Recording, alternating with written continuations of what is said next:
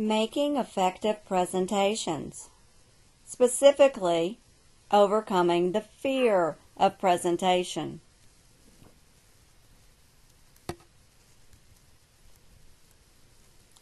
We can look here at a quote that Timothy Ferriss made, and he's the author of the 4-Hour Work Week. He said, if you are insecure, guess what? The rest of the world is too. Do not overestimate the competition and underestimate yourself. We're going to talk about a few strategies you can use so you will not underestimate yourself and you will be prepared to deliver a compelling, informative presentation.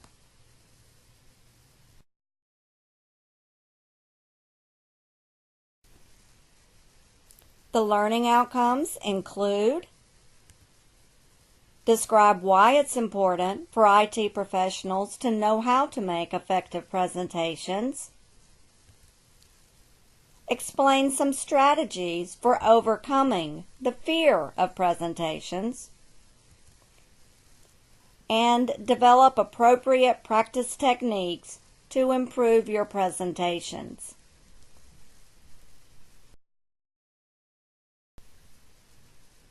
So why do IT professionals need to know how to communicate? Or, so you want to be a CIO. If you want to move up in the organization, you're going to have to talk with others. A CIO or an IT manager is going to have to lead with strategic communication. He or she is going to have to know how to describe IT to non-IT people in a strategic manner, how IT can help the organization achieve its goals. The CIO will have to market IT to the rest of the business. If not, then IT may not receive the money that it should. If someone doesn't understand what IT is doing or how valuable they are to the organization, IT may lose out on some of the funding. The CIO must communicate value and contributions that IT is making. Once funding has been allotted to IT, the CIO must be sure to let people know the value they received. What did IT do? We moved everything to the cloud. We have a more stable, secure environment. Customers are making less calls. There's more uptime.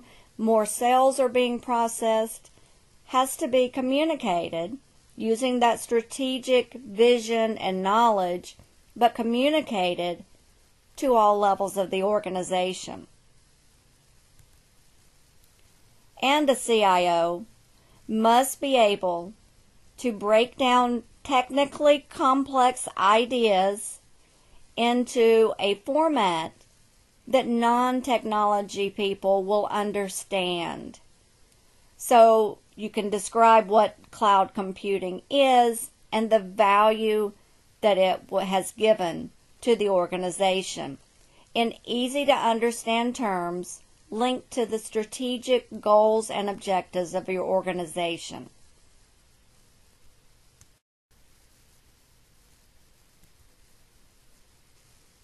A few quotes here. CIOs need the ability to engage and communicate with others well. They must be able to share that vision and to talk in an easily understandable language for their audience. Strong presentation skills have always been presumed for most other C-level executives, while the CIO has been able to hide himself or herself in the engine room. But that's no longer the case. Simply being a technology expert and keeping everything up and running is not enough to be an effective CIO. There's more to it. If IT is up and running, nobody talks to IT. It's only when a problem occurs that IT is notified, and usually it's in a panic. So the CIO has to be able to describe the value IT is giving every day to support the strategic goals of the organization. CIOs have to master their presentation style, their email, their negotiation skills, and even their water cooler conversation, because they realize that communication is a part of their brand and sends a message about their ability. I would go further and say that it also is a part of the IT or IS or MIS department's brand and sends a message about the value that IT is able to deliver.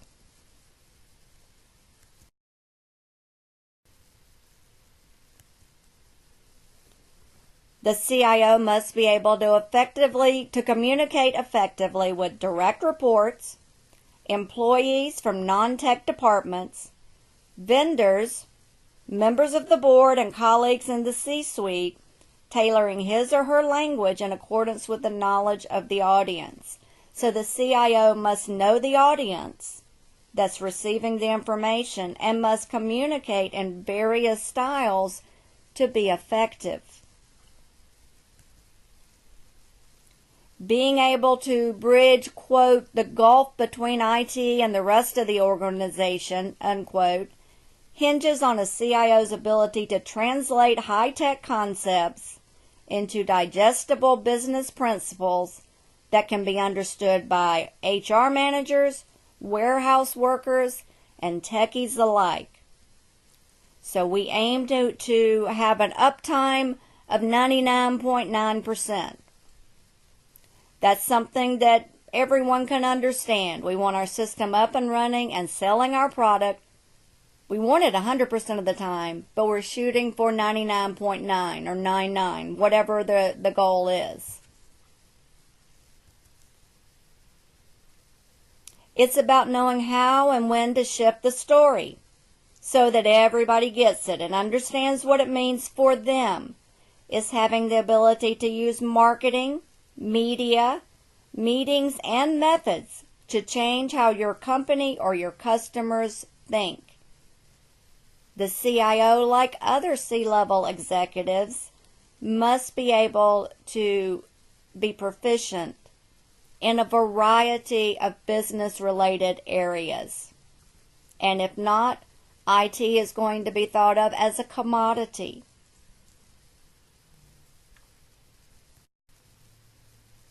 We understand we have to present, even though we're IT people, we have to present. One thing we must overcome or learn to manage is fear. Now, Mark Twain argued there are two kinds of speakers, those that are nervous and those that are liars. Nerves are not a bad thing. If you think about it, anytime something important is about to happen, you may get a little excited, a little anxious. If you're on the baseball field, you want to get the hit that wins the game for your team. You have a little anxiety, nerves, your pulse starts beating a little faster, you focus. It's that fight or flight mentality from many years ago. We have to decide. This is a situation that's slightly anxiety causing, but we've got to deal with it. And nerves often make you focus and concentrate. You want to use that aspect of fear. You want to manage it, realize it's happening, and use it. The batter focuses and gets the critical hit, or the pitcher focuses and gets the strikeout. But both of them are probably a little nervous, and that's how it should be. The other side of it, fear is an idea crippling, experience crushing, success stalling inhibitor inflicted only by yourself. If you do not manage the fear, understand it, and channel it so that you get the most out of your ability and your presentation, then you're going to set yourself up for failure. And we don't want you to do that.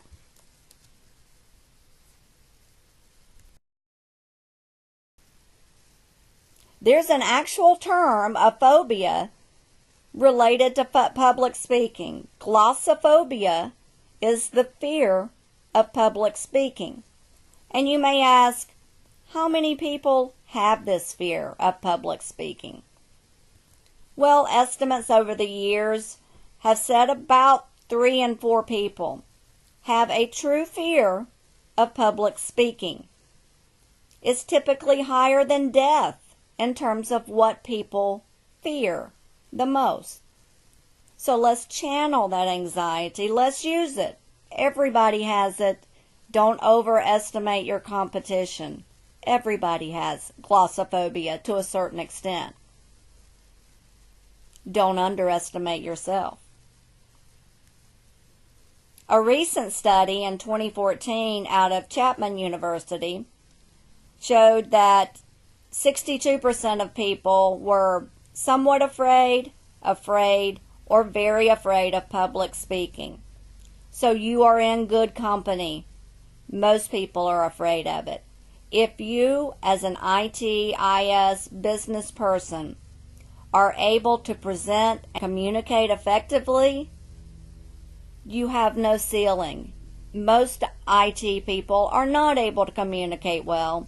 If you can do it, you're going to go far in the organization.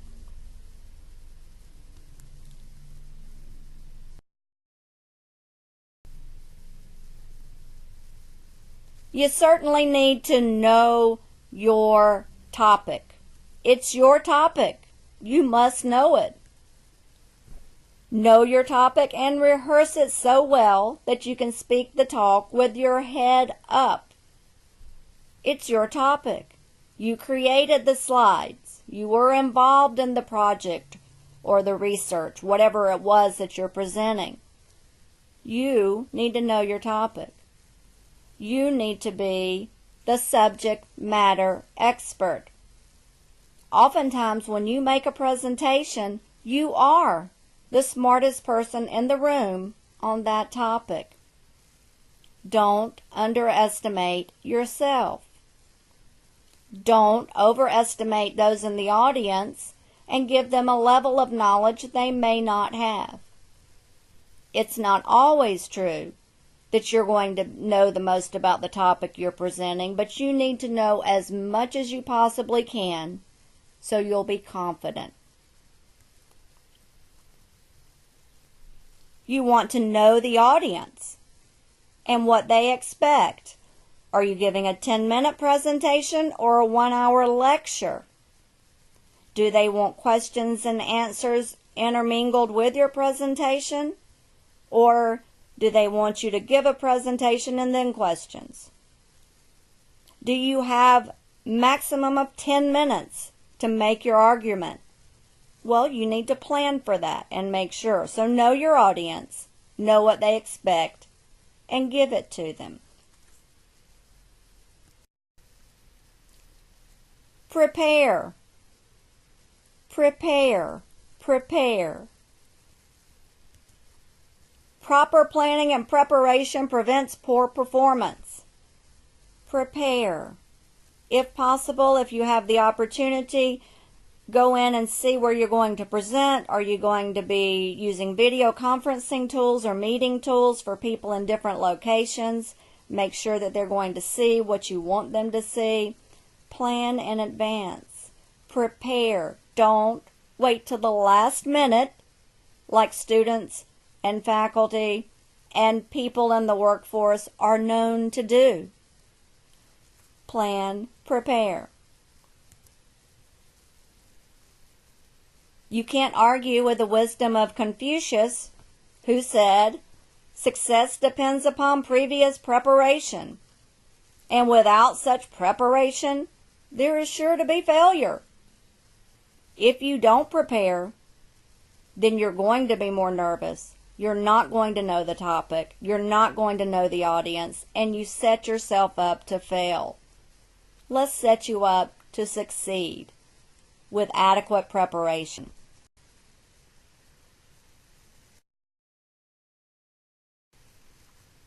You need to show passion. It's your topic. You've either been assigned it at work or in the university, in your classroom, by your boss, whatever. It's your topic. You need to make it your topic, and you need to be passionate about it. As Steve Jobs said, the only way to do great work is to love what you do. If you haven't found it yet, keep looking. Don't settle. When you're given a topic, you're assigned a topic, or you choose a topic, make it your own. In my class, you get to choose your topic. If you're not passionate about it, it's your fault. You need to select a topic that interests you. When you make a presentation, you don't want it to be monotone. People will fall asleep. That's happened to me before. On both sides of it, you've got to show passion. It's much easier to be convincing if you care about your topic. Figure out what's important to you about your message and speak from the heart.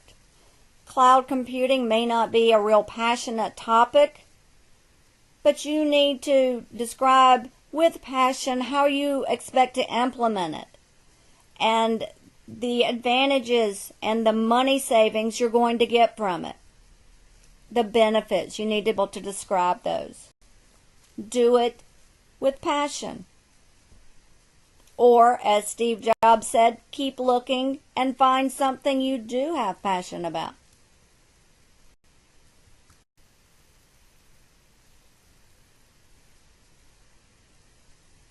This slide is all about silence. I was just silent for only a couple of seconds, but it seemed like a long time. You don't need to fill every available second with the sound of your voice. Take your time. Pauses may seem like millennia to you, but they help the audience keep up with you and digest what you're saying. I find that if I pause when I'm talking for just a few seconds, everyone looks up from their laptop, from their notebook. I get their attention. Pauses are effective. Use them when you want to make a point, or when you lose your train of thought. Pause a second, get a sip of water, channel those anxieties and those nerves, and get back to it.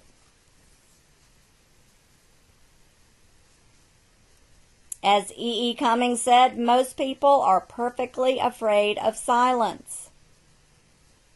If you pause for even a few seconds, people tend to try to fill the silence. For instance, you're encouraged oftentimes when you say, "Are there any questions?" to wait 10 seconds. Because there may be someone who's a little reticent about asking the question, but probably several others have the question as well. That gives people, even those who don't speak up right away, an opportunity to answer the question. Whenever I do that in my class, when I say I'm going to ask if you have any questions, and then I'm going to wait 10 seconds without saying anything, people start shifting uncomfortably in their seats, and inevitably a student breaks in and says something like, "This is too long," because silence is hard, but they are effective if you use them appropriately.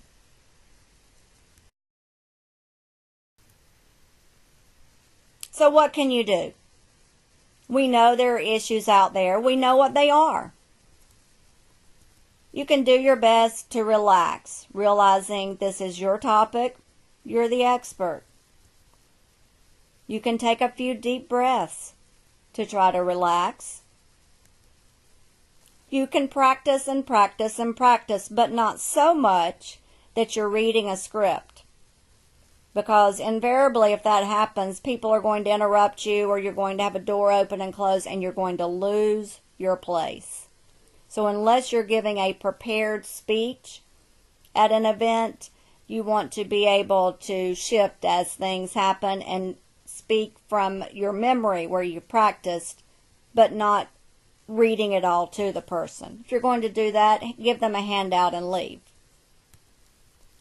And be passionate about your presentation. Even if it's not the most exciting thing, it's yours. It's your presentation. Make it yours. In summary, we looked at why IT professionals must possess soft skills like communication if they want to advance. And my contention is if you have the technical know-how and the communication ability, you can go as far as you want, because those two things together are rare. We also discussed a few ways to overcome presentation anxiety. Prepare. Practice, but not too much. Know your topic. You are the subject matter expert. Be passionate. It's your topic. And try to relax. And I'm going to go back and paraphrase the quote we used at the beginning. Do not overestimate your competition, others who may be presenting at a similar meeting as you, or underestimate yourself.